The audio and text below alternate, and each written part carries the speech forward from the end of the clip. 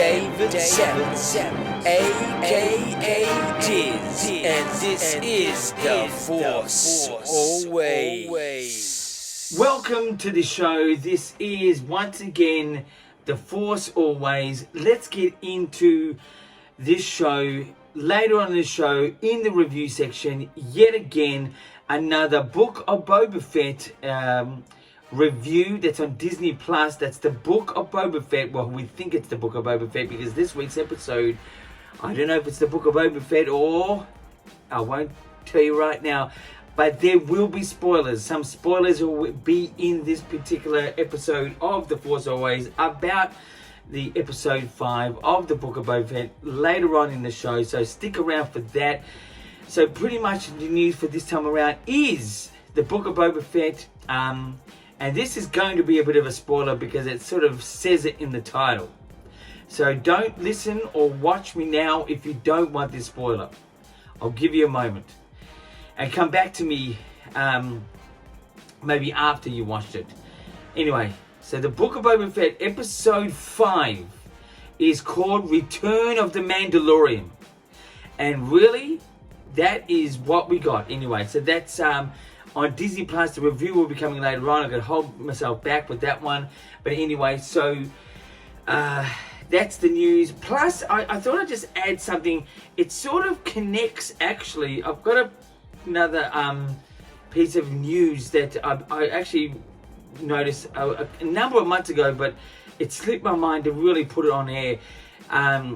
There's actually a YouTube channel. I think it's called Op Docs. It's this here. You'll see Op Docs, and it's all about this particular kid that looks like Anakin Skywalker because he was one of the final 3 for Anakin Skywalker back in the Phantom Menace days. That was 1998, 97, 99 sort of period of trialing and filming and then releasing in 1999. That's when the Phantom Menace come out.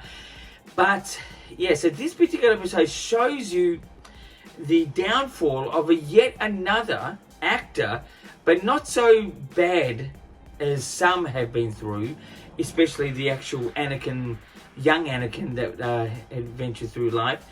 But it's just an unfortunate thing that happens within Star Wars. It's such a great and wonderful place to sort of know and hear and smell and see and all that about. But, you know, some of these actors go through some hell. One being Ahmed Best, which I'd met at Star Wars Celebration. I nearly broke down when I spoke to this guy. He was really inspirational, but that's another thing. But anyway, let's go back to this Op Docs. It was actually this particular guy. There was 3 in question who was going to be Anakin Skywalker, and I thought they sort of got it with the younger. I've forgotten his name, the one that everyone hates. I actually thought he had the look. There's an interesting part to his look that is now not a part of his look. If you look very closely, his eyebrows, the little kid's eyebrows, are quite defined. In Return of the Jedi, all the way up until the Blu-ray edition, the Anakin Skywalker who comes back after being redeemed by Luke Skywalker, when he opens the helmet, his eyebrows are still there. They're quite dark and defined. It was just something that I always remembered, but now they've been removed because obviously they would have been singed, technically singed, with that heat going on in Mustafar when he transformed into Darth Vader. But this was a look I think they were sort of going for, the defined, quite dark eyebrows, and a similar look to obviously Luke Skywalker and things like that. And just a happy-go-lucky kid. But I thought the guy that nailed it better when his look and his persona, I thought, was this guy who this documentary is about, a small documentary about a guy who was almost picked to be Anakin Skywalker, sort of the ups and downs, mainly downs of what happened. And I feel for this guy. I feel for the, you know, even the original actor who played the young Anakin Skywalker. But I just think it's just a really interesting look. And I think, you know, he looks very much different to what he was, which may help him out in being always recognized or something like that. But if it was me, if I was, you know, ever possibly going to be an Anakin Skywalker, my God, and I missed out on it all. Yes, it would devastate me, but the fact that I was that close, I would feel almost honored. But it is, it's something to go through personally and know exactly what it's about when you actually go through it. But that's just me. If I was an extra in Star Wars, I'd be going crazy. But anyway, so it's a very interesting documentary. It's a little bit depressing where, it obviously ends up.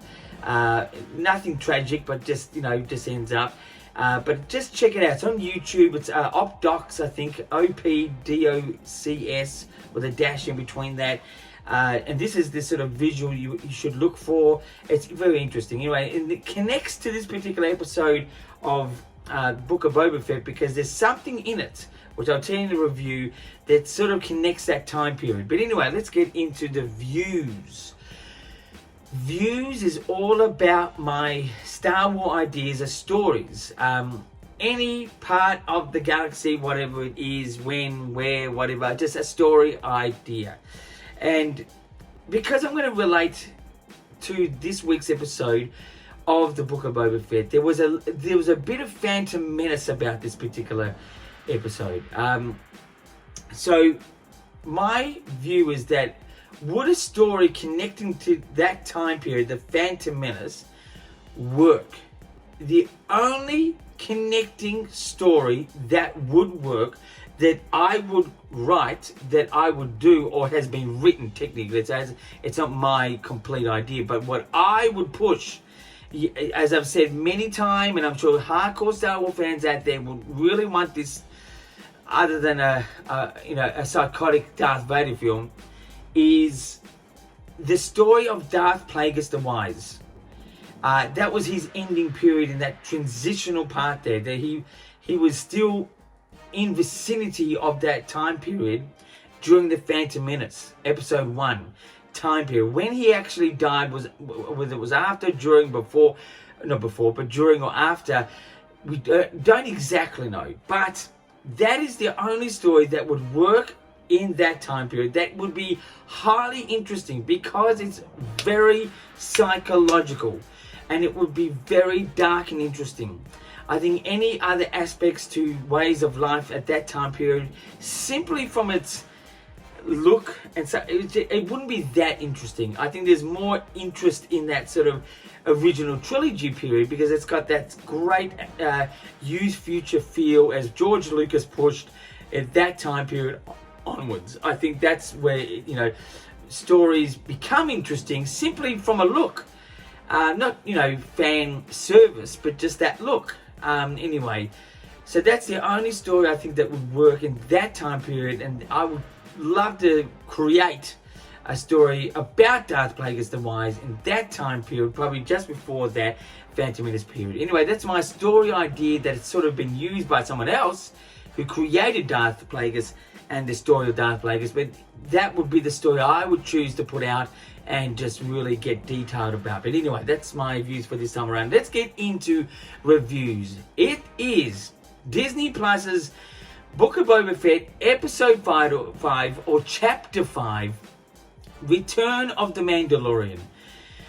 From almost the get-go in this particular episode, it's the return of the Mandalorian. And all the way to the end, it's the exit of the Mandalorian. It was such a great visual experience. It had lots of edge to it.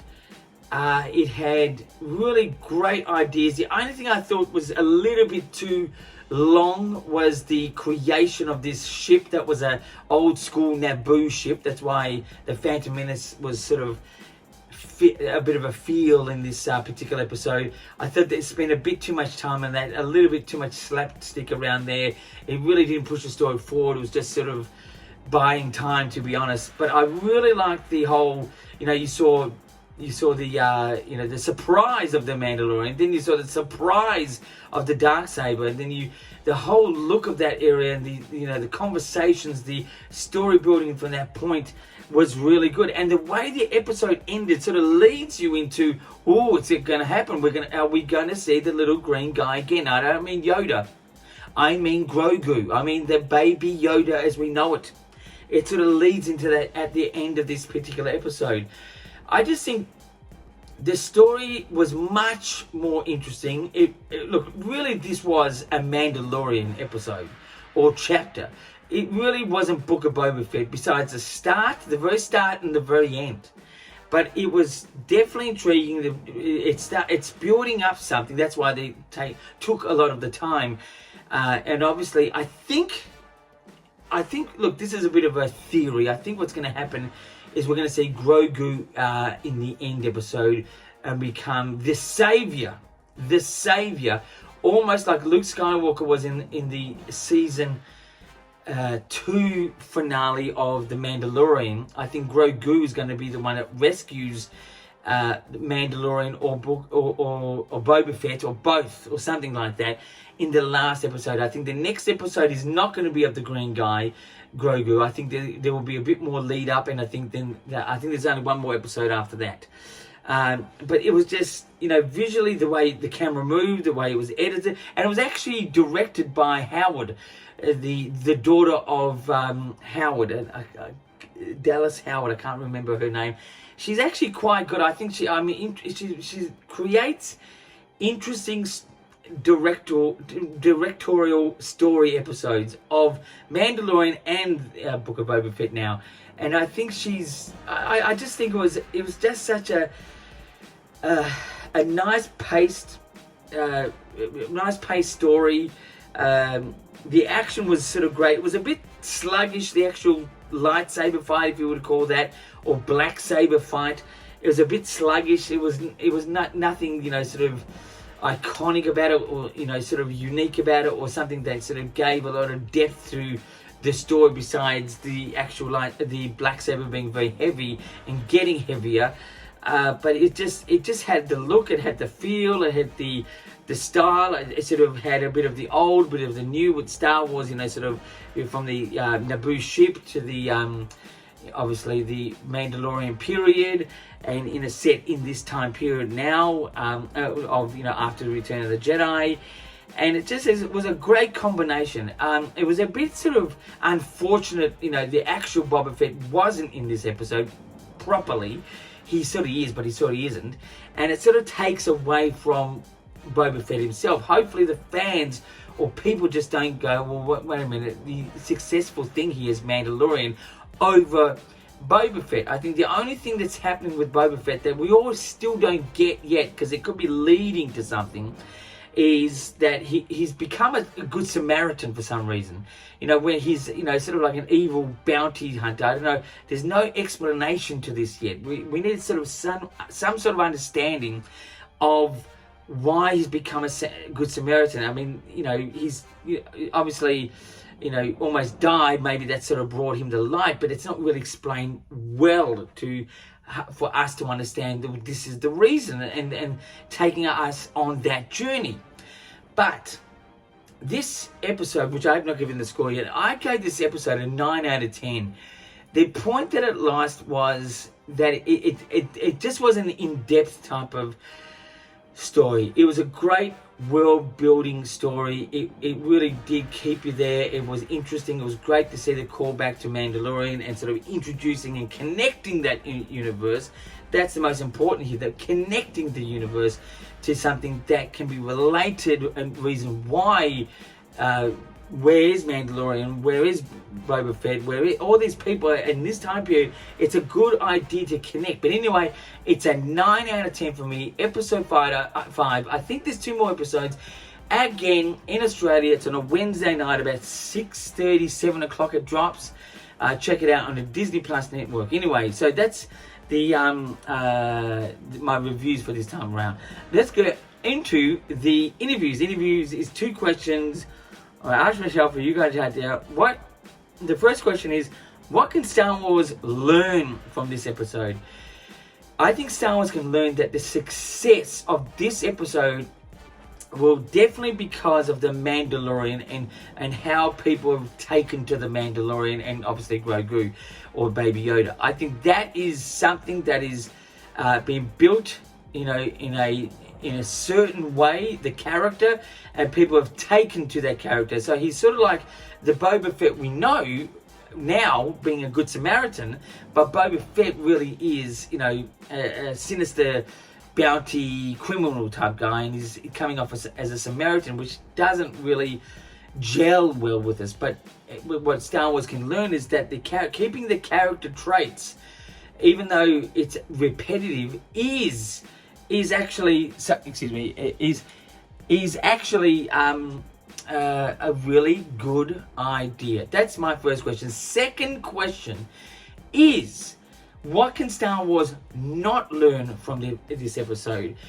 I think Star Wars cannot learn that if you drop the main character from the main title of the show, you possibly could lose interest for him quickly. So hopefully in the next episode they can bring him back for a reason and sort of combine with the Mandalorian in their adventures in these last 2 episodes, so that it does make sense.